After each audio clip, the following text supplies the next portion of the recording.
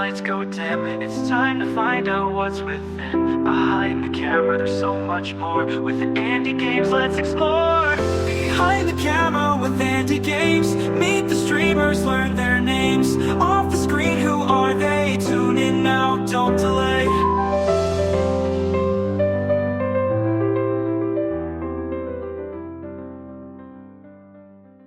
Hello everybody, and welcome to Behind the Camera with Andy Games. This is the podcast where I interview people from the world of content creation and beyond with the sole purpose of getting to know the person a little bit better behind the camera. In this episode, I sat down with Matt Drago. Matt Drago is an actor living in Los Angeles. Best known for his role as Fabian in Somewhere in Montana, he has appeared in a variety of other projects, including Disney's Counting Scars viral video, What Would Jesus Do? The Journey Continues, Ridley Scott's Prophets of Science Fiction, and the popular audio drama podcast No Other Way. He also has his own production company, which is currently in development on his first feature film. Outside of performing, Matt enjoys karate, being a 4th degree black belt, and is an avid sports fan. Matt is represented by HRI Talent, Ignite Talent Management, and is a proud member of the SAG-AFTRA and Actors Equity. If you would like to find out more about Matt, please go to www.mattdrago.com. Here is the interview. Matt, welcome to Behind the Camera with Andy Games. It is incredibly amazing to have you on this show today. Thank you as well for your time. How are you doing today?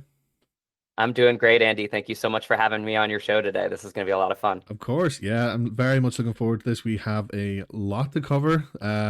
Your story is definitely one of Marvel, and I'm very, very much looking forward to hearing about it. So on that, let's just get stuck straight in. So tell us, take us right back to the very beginning. At what point did you know that you wanted to be an actor, and how then did you work towards getting into that position? Yeah, I feel like there hasn't been a time where I didn't know that I wanted to be an actor. I felt like it was something that was definitely inside me from birth. I just felt like I was that kid that, loved telling stories, didn't need a lot of, I would say toys, just needed my own creativity, my own imagination.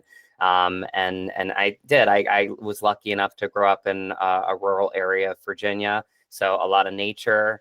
A lot of just kind of reflection growing up. And I feel like I realized the power in it when I started to do it, when I started to get on the stage and, get reactions from people. It's just an incredible experience when you are in a room and you're telling a great story and people are reacting to it. And maybe it makes them feel something or think differently about the world. I just feel like art has that incredible way of just connecting people in a way like none other. And I think it's so vital and so important. And so it's something that I wear as, a badge of honor, being an actor, somebody that, is trying to get people in touch with their emotions, their good feelings. And so I think it really was. It was growing up doing theater. First paid gig was dinner theater. That's a very humble practice. You're on stage and then you're off stage, clearing plates and refilling drinks and things like that. And I had a woman come up to me, and it was just a big moment in my life. I'm 14 or 15 years old, and I'm playing a mother-son kind of relationship in the show Auntie Mame. And she came up to me afterwards and, just said to me, Matt, I really wanted to thank you. Your performance really made me realize that I need to make an effort to be closer to my son. And it was just something that really resonated with me from this point forward, because it really showed me the immense power in what we do as storytellers. And I feel like collectively in the world, we're all better when we are in touch with our, empathetic emotions, when we're in touch with our just humanity. And we're constantly reflecting on, things that we can do better. So I feel like art does a great job at that. And it's something that, like I said, I wear as a badge of honor that I get to call myself an actor in this life. Yeah, of course. And you use the term storyteller for that as well, which I think couldn't really describe it much better, because acting is telling a story, and it ultimately comes down to your delivery and how that resonates with the audience, just so that in a way that they can obviously you then embody sort of the emotion of what it is that the story that you're telling, and then it resonates with the audience themselves, as you say. And like the fact that you have had someone come up to you and say, "Look, this is what I need to do, thanks to your performance," like that's like an incredibly like how do you sort of like react to that? Like that's obviously, as you say, it's a badge of honor, but like I'm sure It's a that's not, gift. yeah, Yeah, it's a gift. It really is. I mean, I think that so much of the currency that we get as actors and performers are those little moments where people, make the effort. And I really do mean that to come up to you and to say something like that. It's very meaningful because again, I think that's why most actors do it. It's really honest to God, not for the fame. I know that acting is very outward facing, and so you see the red carpets, and who's not going to go to a nice celebration event, to be around your people, right? yeah, Because these are your people, these are your tribe, right? And so I think that, but I think most actors really do. They have a pure love of the game. And so when you have those moments where people make the effort to come up to you after a show or to reach out to you on social media and say what your performance meant to them, it really is. It's a gift. That's the way I look at it, and it really is. It's the fuel that keeps you going because acting and this industry is very cyclical. There are highs and lows, and you try not to get too high or too low. As an artist, you just continue to really embrace the work, enjoy the work. I think that's the key element to everything is to have a vision and to really understand what it is that you are trying to do yeah. as an artist. But having people support that and come up to you in those really special moments and tell you what it meant to you is like I said, it's the fuel that keeps you going through the lows. Yeah, of course. Because I imagine throughout your entire career, long may it last, like you're always going to remember that. And that story is probably one that you are going to tell forever, really, because, like you say, it sticks with you and it's a gift. And in some ways, it's probably a way that kind of keeps you level headed, like you say, not wanting to get like too high and just sort of staying at that particular level, and that's an incredible thing. And um, so fast forward to the present day, of course. Your latest feature, Somewhere in Montana. You play one of the lead roles as Fabian, film director. So I haven't quite seen the movie just yet, but I've seen the trailer and it looks incredible. Like I absolutely just love the intensity and raw emotion that comes with the plot of the film. So what can you tell us about this intensity and playing the role and embodying the role as Fabian? Yeah, great question. I honestly feel like it's one of those stories that I've always dreamed of being a part of. I feel like it's a story that's bigger than me. I feel like the whole cast and crew really bought in very early to the fact that this is a story that's bigger than all of us. It's an important story. It's a story of the times. And essentially, the plot of it is, you've got the West Coast director, played by me, Fabian Verdugo, who is looking for that last important location for his legacy piece in a film that is very important to him. And his producer, Kat, played by my friend Michelle Hurd, finds this location, and it happens to be John Alexander's ranch, played by my friend Graham McTavish. And I think this story dives deep into legacy because, again, my legacy is my film and films, and his legacy is his ranch.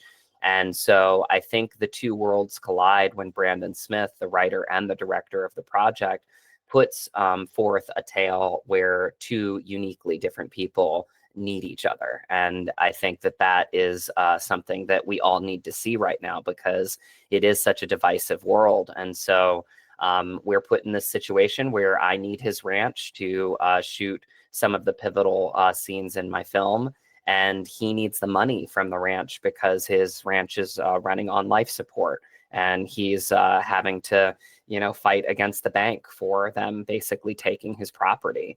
So we are in a position where we uniquely need each other, but we don't get each other. We're Yeah. completely different people, and we would never be in the same room at the same time. But here we are, and we need to make things work, right? And so I think it's just an incredible tale about acceptance, about respect, which I found in my life is the highest form of love that you can give somebody else. And I think what Brandon does so well, and it's a 10-page scene, which is just with Graham and I, that made me fall in love with this film, because it's a very rare thing that, you have a 10-page scene just with two characters, but it goes through all of the major things that you would think two different people from two different worlds would discuss, whether it be religion or politics or, culture. And so I think that it's one of those scenes that really just made me fall in love with the film, because again, it's having those conversations, understanding that you never will agree on everything, that you still can walk away as two uniquely different people.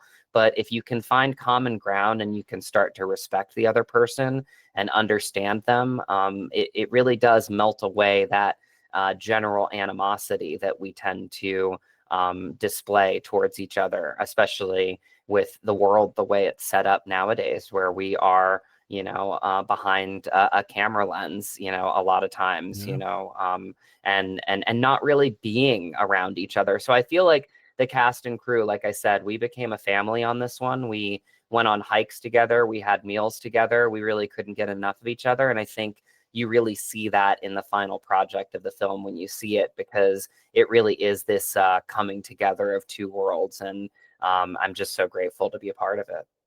Yeah, of course. And like you say about the going on hikes, being in the location that you were, like absolutely incredible. Like, so I'm sure even just getting to spend that time at the location generally was probably an absolute gift. One thing I love about the premise of the film is just how simplistic and very real, more importantly, that it is, because that is a situation that a lot of people do face just in general everyday life. That just, people who in the countryside struggling to get by, opportunity comes by, and it is about legacy and pride ultimately, really, isn't it? I know, for example, where I live, it's quite a common thing as well. Like there are a lot of stubborn people in the countryside where I live, and of course, but they're just protecting their legacy, of course. So obviously, you worked on the film with Graham McTavish and Michelle Hurd. What was it like working with those guys, and had you worked with them before, or was this the first time? And obviously, it's different when you're in a feature role and you're spending more of that time. You have more scenes together. What was that like? So special, Andy. I mean, honestly, they're such pros, and I think you realize, with these types of actors that have had, very sustainable careers, why that is. They're both they hold a lot of space for actors, and I mean, you could call me the unknown actor, the up and coming actor for this one. But as Michelle Hurd's husband, Garrett Dillahunt, told me at the premiere, you've been acting your whole life, and I think that was an amazing gift that he gave me, is basically just saying, like, regardless of, the roles that you've landed, you've been at this your whole life. Like, you care about the craft of acting. Like, I can see you as an actor, just like I see myself as one. And that comment meant a lot to me. Michelle and Graham, again, these are people that are my friends now, and I'm so grateful for them, because I've learned so much from them. Off camera, I would have really deep conversations with both of them, just about life and about being an artist. And these are things that I will hold on to for the rest of my life. I mean, I always say with this film specifically, I feel like I've already won because of the relationships that I've gotten out of this film, and the experience that I've gleaned from it that I can take towards future projects. And, just Graham and Michelle, like, I really do. I don't have enough great things to say about them. They really are lovers and fighters of actors. Michelle's on the SAG-AFTRA board. And Graham, really is. He's somebody that, again, both of them hold so much space where you can have a conversation and you can say, what do you think about this? Or, what should I do about this? So, and again, you realize that you really connect with these people, as people, Yeah. not just as actors. And that's what's so special. I mean, Graham, a couple months ago, checked in on me when there was a fire up here, close to me, and wanted to make sure I was okay. That means a lot to me. Yeah, of course. Michelle poured her heart out, one day when we were hanging out, and just had a heart-to-heart conversation, and she gave me 2 to 3 hours of her time, and just really poured her heart out to me. And that's a conversation that I will always keep dear, to my heart, because again, these are people that love actors, and they love artists, and they want, to keep bringing that joy to others, and showing that love to others, and hopefully that makes us all better, because we have to stick together right now. There's a lot of elements that are out of our control Yeah. in this industry and in storytelling. But when you have people like that, I'll also include Michael Monks, even though I only got to be on set with him one day. He's a journeyman actor. He's been in so many things, and he's such a pro. I mean, like, just what I learned from being on set with these incredible actors, is something that, again, I will always take to heart, because and then the other part comes, like, you just truly love them as people. Yeah. Graham and I, we knew from the beginning, even though we had uniquely two different energies, that we were telling a big story together, and we took such pride in that. And so when we would, get our drinks at the lodge and have these deep conversations about this big scene that we had coming up, it was just a way for us to connect, and a way for us to really feel the weight of the story, and to make sure that we were doing it justice. We had that conversation about this 10-page scene where we wanted to make sure it wasn't too precious. It was a conversation just amongst two men, like we're having right now, and it was Yeah. authentic and grounded. And so these types of things, again, I will continue to hold dear for the rest of my life, because it's what makes the journey so great, being an artist and an actor. Of course. Like it is good to have those things that you can hold on to. And you made an interesting point when the advice you were given is that you've been acting your whole life, and I'm sure that almost like takes away from the fact you go onto your first day of set, and you're with these actors who sort of how well esteemed their careers are, and then compared to yourself, as you say, that you consider to be like the unknown actor or the up and coming actor in this feature, but like the fact you've been acting your whole life, that just takes all that away. And as you say, it's like you're just people doing your job, and then ultimately becoming friends, and like that's just Yeah. like such a beautiful thing. Yeah, I think, I really do go back to that, child. It's that I've just always just really loved the work of being an actor. Like, I just really truly love the practice. I think we are all in a better place. And honestly, like, I do. I mean, I will say, on your podcast today, like, we need to keep supporting the arts. I mean, whether you pursue a career in acting or the entertainment industry, doesn't mean that you can't glean a lot Yeah. from the practice. I mean, we teach math, we teach history, we teach science, we teach literature in school. We need to make sure that we are also teaching, theater, that we are also teaching music. These programs are important for kids. It doesn't matter whether you are pursuing something outside of school, but what it teaches you, I mean, the practice of acting is really just getting into your own human psyche. Yeah. And I think it really is. It's such a powerful practice. And obviously it's one that I have taken to a career level where I, want to be pursuing it day in, day out. But it doesn't mean that, kids growing up can't learn a lot from it, because I really did. I do. I feel like it taught me so much of myself growing up, and it is such a powerful practice. And then getting up on stage and, getting those reactions, and just feeling the energy of a room, and being in a theater and being together, I think is more important now than it's ever been. So I just take such pride in being an actor, but I also think it's so important to embrace, the art and the craft of acting, because I think it can bring a lot of people a lot of things in their lives. Absolutely. Like something that I firmly believe myself is that creativity has no bounds.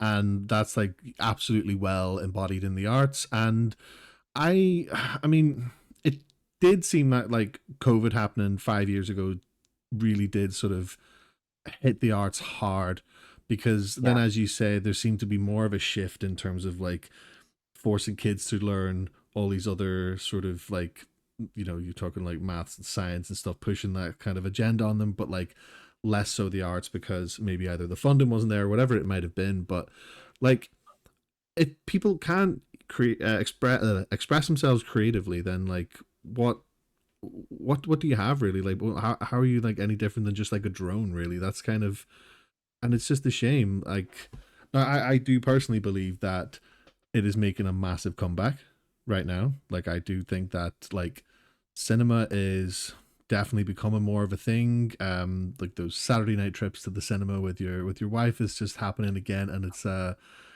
amazing thing, and it's almost to the point where it's like nostalgic at this point, because like it was a long time during COVID when like absolutely nothing was happening, and it was a, I'm sure for yourself it was probably like an incredibly scary time. Like what can you tell us about your own personal experiences when everything just shut down?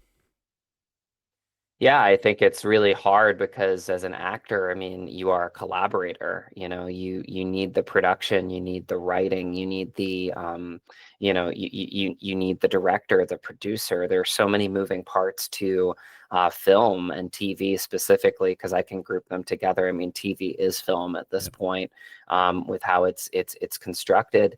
It really does. It makes it harder for you to be a collaborator when you can't be around people, right? And I'm very grateful that, in those years, I had my wife, and she took that as an opportunity to really dive deep into writing. Mm. And now she's a screenwriter, and she is one of the 5 fellows for Project Involve at Film Independent, which is an incredible program that's gotten a lot of big actors, writers, editors, producers, directors their starts. And it's part of the Independent Spirit Awards. It's the same company. And it is. It's I think understanding now that we're out of it, not so much just being an actor, which is my first love and will always be my first love, but more so being a collaborator and figuring out how to pull the different parts together. And that really comes with building your team. Because again, what makes film so great is all the different masters of craft. You've got the gaffers that can hang the lights just so perfectly. We had a scene in somewhere in Montana that we shot in literally the brightest point of the day, and the gaffer made it look like it was moonlight shining through the barn window. Awesome. And it's just it's those types of things. It's our sound designer getting the sound crisp when we knew we had a big storm coming our way. It's the production designer making sure that everything is placed just so perfectly in the frame of the shot, because that's the story that you're telling. So it's all of these different masters of craft and bringing them together, and then really entrusting them with the vision. I think that's the biggest thing that a lot of actors say, including my idol, the great Al Pacino, is that you have to have a vision. And Yeah. I think that's what's so powerful. You have to have a vision. If you have a vision and you keep doing the work, then good things will happen. And you become, I say, like a beacon of light, because you become attractive to people that also want to collaborate, that also want to, be a part of these types of stories. And our next chapter with my wife is we have our own production company, Dragon Hunter Productions. And we, much like Fabian Verdugo, who's a character that really rubbed off on me, want to bring big stories to little smaller parts of the country that feel like they don't have a voice. Because I feel like that's where a lot of the dissonance is happening in our society, is people don't feel like they have a voice. Well, art is the best way to give it to Yeah. them. And, and films are a powerful way to do that. So, one passion project that we have on the docket in the future is that we want to bring a film back to our original hometown in Front Royal, Virginia, where we're originally from, and give that film and that story back to a place that really shaped us and created us as it were, as artists, and so I think that's going to bring us a lot of joy. So again, keep being creative, keep finding your people, and that support will be there for when you need it. Yeah, that's incredible. Like, and I like how you say that, about having a story to tell. Because, of course, everybody has a story to tell, and it's really just a matter of finding their voice and expressing that in the best way that they possibly can. And, like, obviously, creative expression is a huge, huge way in terms of doing that. And, like, I think for everything you've just said there, it definitely does show 100% the appreciation that goes into this, which I think that a lot of people might not really necessarily understand, because you go onto a set, and then, as you say, you've got like the gaffer, you've got like all the lights, the sound engineers, you've got everything that makes it happen so that you can go onto set and you have everything that you need to work with and be able to just deliver the performance based on your surroundings. So like yeah, that's incredible. So Yeah, they just, become I'm your sorry. family because I mean, no, I was just going to say that's a great point. Like they become your family because again, they understand the vision, and this is why you see actors working with the same directors, the Hmm. same editors, the same producers, because again, these people really do. They start to align with you, and they start to really understand like how like the collective vision is because it's everybody's vision. And so what you see in the practice of film is when you start to have the same people that you work with over and over again, they can do your job better than you can because that's their specific master Yeah. of craft. They understand how to light the shot in the way that you want, they understand how to compose the music in the way that you want. They understand how to cut the film together because that's a whole other part of it. You see like Sean Baker, who just won the Oscar for Honora. I think it's the first time that I've ever seen where someone has written, which is pre-production, directed, which is production, and edited his own film. And, that is just the trifecta of talent and willpower. Because again, a lot of times you have to be able to, delegate responsibilities because it's a lot to make a film. It's a lot of work, but the work is always joyous when you have a great family around you. Of course. Of course. So speaking of coming into that family, what can you tell us about the day that you received the call to be told that you were going to be playing Fabian Verdugo? Obviously knowing that you were going to be alongside Graham McTavish and Michelle Hurd. What was it like getting that call to be told you're going to be a lead in this feature? Yeah, it's a really incredible story, Andy. I actually was, working with a friend at a restaurant. We had a restaurant job here in Valencia, California. And, I've just kind of always been the type of person and actor to try to help out friends if Mm-hmm. I can. And at the time, she needed an agent, and I connected her with my agent, and she signed with my agent. And she actually moved back to Montana a few years back. This is probably like, 5 or 6 years now in 2019 with her husband and her kids. And she just felt like she needed to move back home. That's what they wanted to do. And so they moved back there. They started to get into film production. They have their own production company as well. I'm actually a little part in another film that was shot up in Oh, Montana brilliant. coming out with them, Cuisine de l'Apocalypse, which is a great film that actually one of my best friends, Kevin Jack, is the lead of. So it was pretty cool being a lead in the film in Montana and then coming back and seeing him, fulfill his dreams of being a lead in a film as well. It brought me a lot of joy. A couple of years went by. We kind of lost touch. Zuzu and Kyle Weingart, and Zuzu reached out to me one day, and I just remember this conversation like it was yesterday. She said, my friend Brandon wrote this really wonderful script, and every time I read one of the lead characters, I see your face. And again, it's just that moment of humility, because it was a friend looking out for me, and seeing something that could have been a fit for me, and making me aware of that. And if I hadn't been aware of it, then I wouldn't be here talking to you Yeah. right now about this film. And so it was a big moment in my life. And I knew it even in that moment, like what a gift it was that she had reached out to me that day, and really, thought of me. And so, I asked her, how do I put myself on tape? And she gave me Jared Broxterman's information, who was the local casting director. And I went, down with a couple friends, and shot the scene.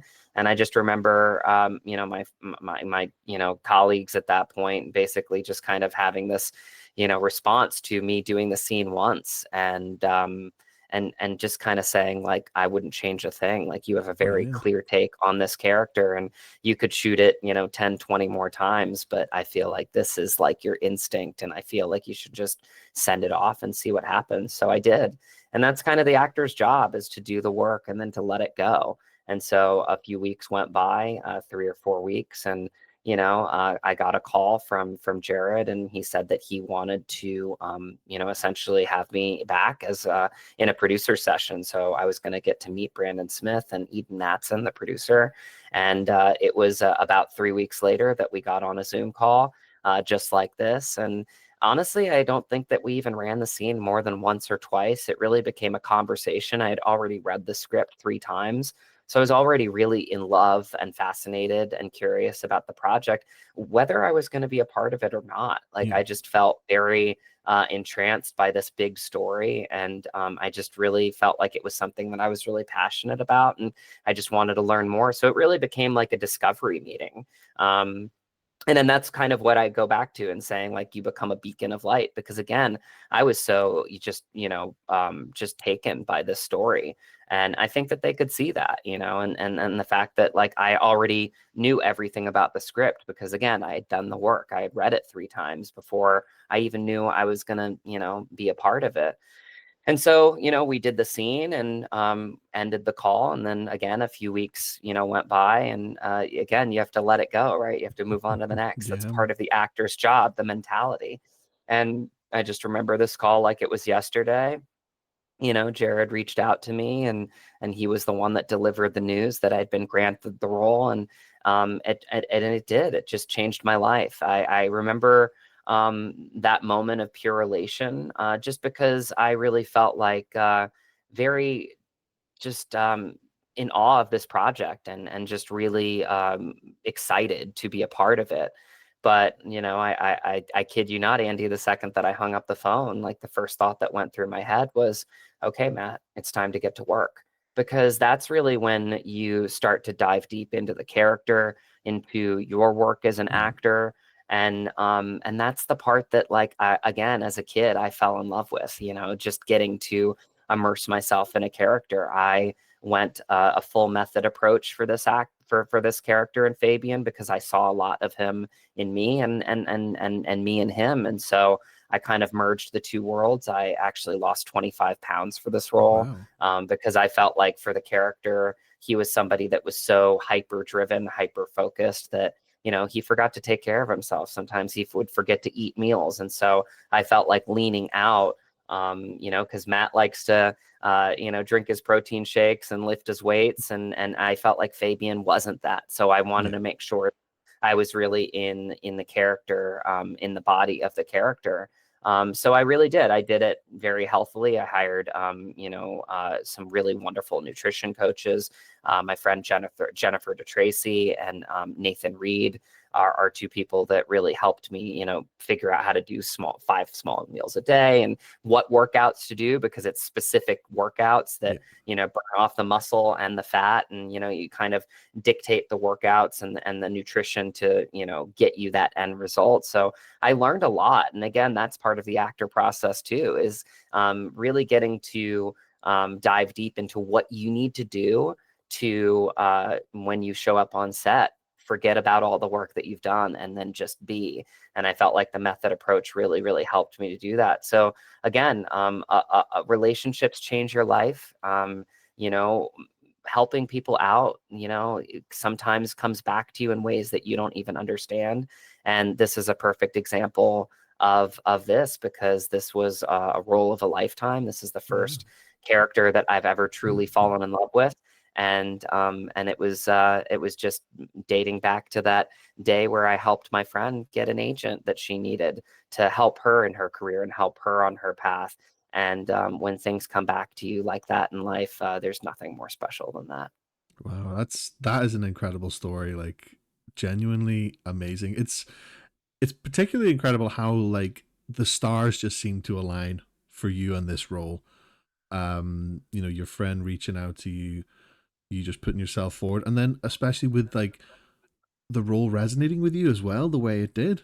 And obviously you say you have like that so many week period between coming into a producer session and then of course getting the final call to be told. Like, was there any point of you during that time where you were kind of just like, it was just at the forefront of your mind, that's all you could think about? Or as like a sort of experienced actor, do you just kind of put it in the back of your mind and just think, if the call comes, a call comes? Like, because how many times, like as an actor, do you like just not hear back, kind of thing? So like, was this different? Did it feel like something has to give this with this particular role?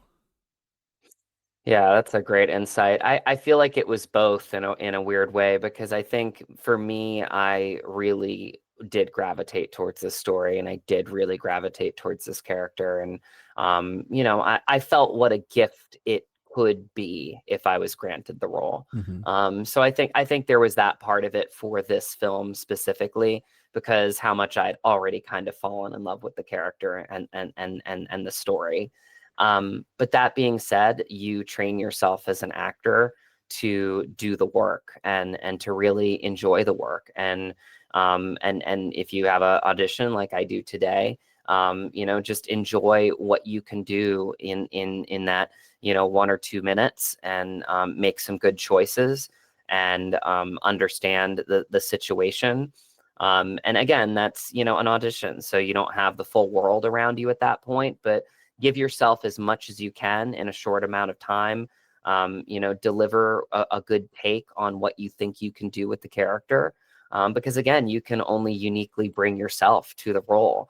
And so find the joy in that, and then, you know, train yourself as much as you can to let it go and focus on the next, because that's the only thing that you really can do as an actor. So great insight on that. I feel like it was both for me. Yeah. I felt a real gravitational pull for this character. And of course I wanted it because of all the great actors that I knew I would get to be on set with, and all of the great collaborators that I would get to be on set with. But at the same time, I do think that a big part of me has trained myself to never get too high, never get too low, Yeah. focus on the work, and let go as much as possible. That way you can open yourself up for what's to come. And I mean, there's a famous quote, and I think it's something that I try to gravitate towards, that, you know, 100% of the roles that are meant for you will find a way for you. And I think that that's something that I look at too, is that, you know, this role, and in a way, I didn't even realize it when I was granted the role, is that like it really was meant for me. Like, I Yeah. do feel like this role was a big part of who I've always been as an actor and as a person.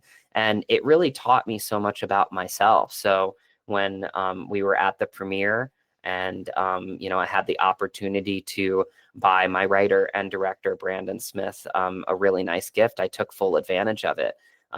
You know, as well as Eden Matson, our producer, and Joe Borden, our producer, and AJ Young, our brilliant cinematographer, who's doing wonderful things right now. Because I really wanted to show them what a gift it was that they had given Yeah. me. And so I got this really cool sign for Brandon Smith that had Somewhere in Montana and all the different sets carved into barnwood. And, you know, Fabian Verdugo has a nervous tick where he rolls an Irish penny. And Brandon actually gave me 2 of them, when I started to practice with them to prepare for the role. And I actually got a place carved out in the middle that was for an Irish penny. And at the premiere, I gave him one back. You Amazing. know, and on the back of the sign, it says, you know, thank you for the role of a lifetime, you know, Fabian Verdugo, Matt Drago. And I really do. I feel like this role has changed me. I feel like it's validated a lot of things in my life that I've been working towards my whole life. And again, when you get that feedback from, you know, great actors like Garrett Dillahunt, you know, his wife, Michelle Hurd, who is just, I mean, they're so, I'm so grateful to have them in my life. I'm so grateful to have people like Graham in my life, and Brandon Smith and Eden Matson, because again, these are people that you hope to work with again. Yeah. You hope to be on set with, and they become part of your extended family. So when you get to have the invitation, as it were, to show up and be part of, and people say it at award ceremonies all the time. It's really true. It's like just to be in the room with people that you've admired and idolized their work for so long and are true collaborators and love it in so many of the same ways that you do. That is the win. Like Yeah. that is like the ultimate goal, is just to be around your people and to have those moments in your life. So when I think about this role and I think about this film, so much of it is baked into the fact that, you know, it already has been one of the greatest gifts of my life, and I'm so grateful for it every day. Of course. Like that's incredible. And of course, you know, onto bigger and better things in the future too. Like that's always the general hope. So going back to Sure. the premiere of Somewhere in Montana. Now this premiered June 2023, am I right in saying? Yes, Yeah. yes, it did. And so then there was about 18-month wait between that and the cinematic release. Like, was there a specific reason behind that? And also, what was it like just sort of once the premiere was over, and then obviously you had this long wait for the theatrical release, and then all of a sudden the hype comes back up for it. So what was that like in between time like? Was that just this sort of, okay, next project, we just keep the ball rolling kind of thing until the theatrical release, and then it's back onto Somewhere in Montana? Yeah, you do. You have to utilize the you know, the booking, as it were, or the break, however you want to say, you know, to perpetuate what's next. And for me, I took it as an opportunity to build my team. I signed with a new great agent over at HRI Talent, Tanya Klechter. I brought on a new manager, Richard John Martin, at Ignite Talent Management. I also hired a PR team so I could, you know, get better at interviews like this, because it was something that I hadn't really had the, you know, experience or joy of doing, is getting to meet so many people, wonderful people like yourself, Thank and to you. have these really deep, rich conversations, because again, they become part of my journey too. You Yeah. know, you only get an hour and a half to 2 hours to tell a film, but sometimes, you know, these interviews, they mean so much to me, because it kind of gives you that full perspective of who I am and what I stand for as an Yeah. artist. I mean, I look at it very much like an athlete, right? It's like, you know, you've got that 3 hour game that you're a part of, but what do you stand for off the Yeah. field? You know, Of course. what kind of things are you a part of? Like, who are you? And I think that that is something that has brought me so much joy. So, you know, signing on with Portrait PR and Mia Hansen, and getting so much great advice from her in, you know, how to interview and how to share my story has been very invaluable to me, because it's a part of what I want to do as an Yeah. actor. I don't want to just be the person showing up, doing my lines, and then, you know, never being heard from again. Like, I want my voice to be heard. I want my, you know, my message to be heard. And you help me, you know, you and many others have helped me do that. So I thank you for that. But yeah, I mean, the weights are hard, to your question, for this film to come out, and especially for the next step for it to come to VOD and streaming, because again, you just want people to see it. You want Yeah. people to experience it. I think for this film specifically, Brandon Smith, you know, really has fought for it to get to theaters, because he wants it to be, you know, a conversation piece, a talk piece. And so it got pushed back from October to January because we felt like we had a better shot at getting it into theaters. We actually took the path of going to Rocky Mountain NATO, which is in Salt Lake City, which is NATO stands for the National Association of Theater Owners. And so it was an opportunity for me to meet some really great theater owners. And again, theaters are a lot of these families' legacies. You know, some people own these drive-in theaters that have been in their family for 2-3 generations. You know, they've got like a little string of theaters. And so it was basically pitching our movie to them. And it was a really great opportunity for me to be around people that were a little bit more centered on the business part of the entertainment industry. And as I get into producing, that's a great place for me to be because I learn a different side. So to be the only actor in the room and, you know, to meet some of these people from Paramount and Universal and, you know, independent distributors like Angel and others was just was incredible.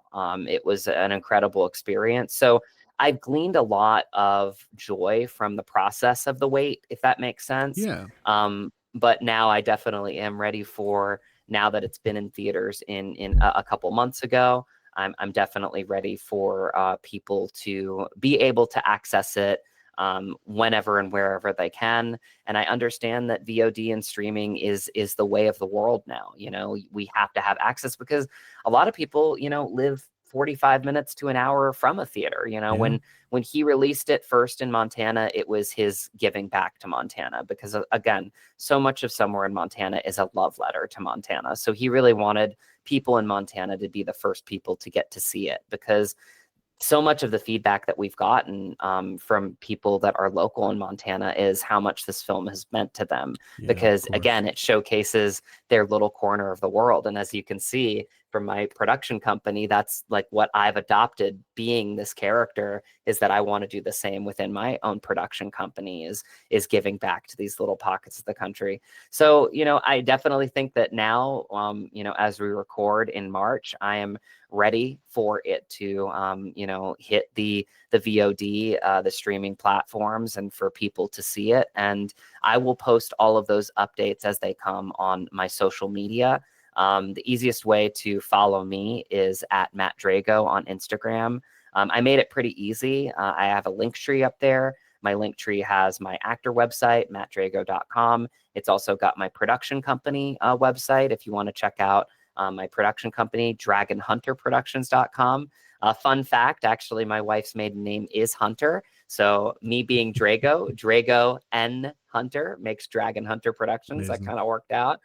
It's also got my IMDb if you want to look at my past and future projects. So give me a follow at Matt Drago, and you'll be in the know for when Somewhere in Montana releases on VOD and streaming, and all the things that are going on in my life and my career as an artist and a person. Because again, I don't like to just share the career stuff. I like to share the personal stuff because they're one and the same. They're part of the same journey for me, for sure. Of course, and that right there it's pretty much the life and soul of Behind the Camera for me personally, because that is why I do this, because I want to give people, no matter who it is, the chance to just share their personal story, like and especially you know, like you were saying before, and thank you very much for the kind words about that, because obviously I think being in the position that you are as an actor, it's like there is almost that kind of thing where people are just known for being actors.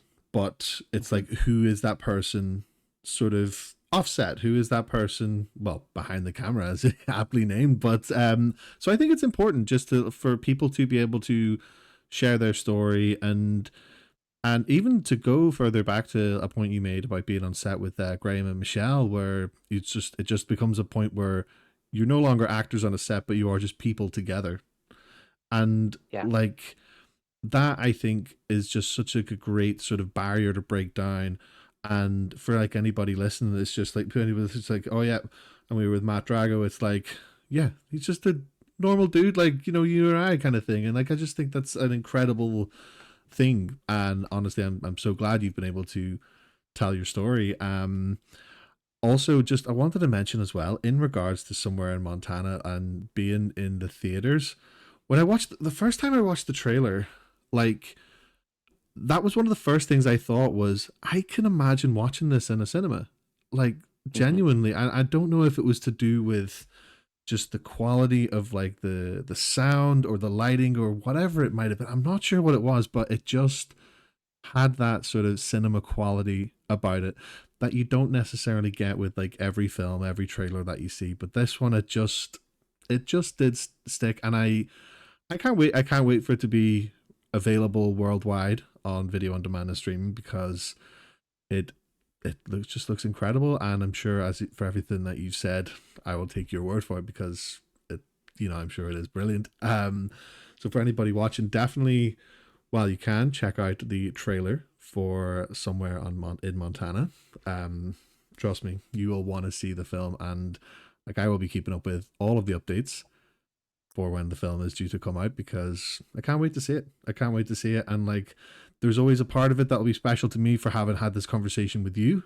And that's something I think is very important to share with the masses, share with as many people as absolutely possible. It's so important. I mean, and again, I thank you so much, Andy, because I really do. I think, especially for independent films, these conversations are so vital because, again, we don't have the big marketing budgets, that a lot of big market, films have, or Mm. TV shows have. And so it really does become that word of mouth of, telling two of your friends to tell two of your friends. So I've just found so much joy in meeting people like you and having conversations like this, especially for indies, because indies matter more now than they ever have. Absolutely. Human Absolutely. stories matter. And again, these are people that, like, again, for people that aren't familiar with the indie world, I mean, these are people that are putting everything and sacrificing almost everything and almost putting themselves in vulnerable positions sometimes Yeah. financially to get these films accomplished. And I know that just in somewhere in Montana. I mean, like, they'll take out loans, they'll do whatever they can to fight for funding, because these are legacy projects for them. And, it is the hope that it perpetuates more projects down the Yeah. line. So, conversations like this, again, I think that this is a word of mouth film. You tell two of your friends to tell two of your friends. And I think that's what indie films are. And I think that's what makes them so great. And when you do have, an Honora win Best Picture at the Oscars that was literally budgeted for $6 million, which, believe it or not, the Godfather was $6 million, Wow. right? Yeah. So I mean, like, and that's 50 years ago, right? So I think that when you put that in perspective, it really gives us hope. It gives indie films hope, and especially with platforms like this, with podcasts like yours, it really gives us the ability to have rich conversations about what the films meant to us and what we feel like we took out of them as an actor and what we feel like they stand for. Yeah. Because every film stands for something, and I think that this film couldn't be more important with the times that we're in right now. And again, it just brings me back to that childlike state. Like, this is why I wanted to become an actor as a kid. Yeah, of course. And what a story you have had to tell, honestly. And like, honest, and for everything in the future, I can only see it becoming bigger and better for you as well.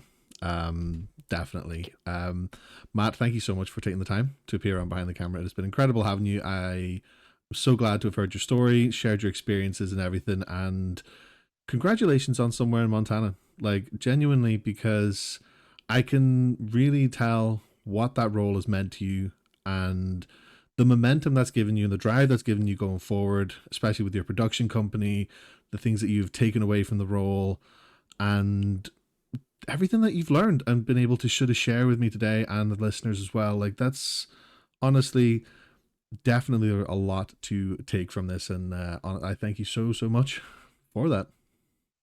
Andy, thank you so much for having me on your show today. It has been an absolute pleasure, and hopefully we'll do it again someday. Of course, I would absolutely love to. I appreciate that. And there you have it. That was my conversation with Matt Drago.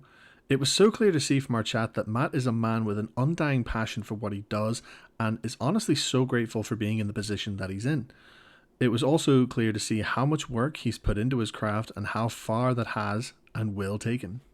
As always, this has been Behind the Camera with Andy Games. I've been your host, Andy Games. If you enjoyed what you heard today, any and all likes, comments, subscriptions, follows, and reviews are all hugely appreciated and do go a long, long way. We will be back soon with another installment of Behind the Camera with Andy Games, but until then, peace.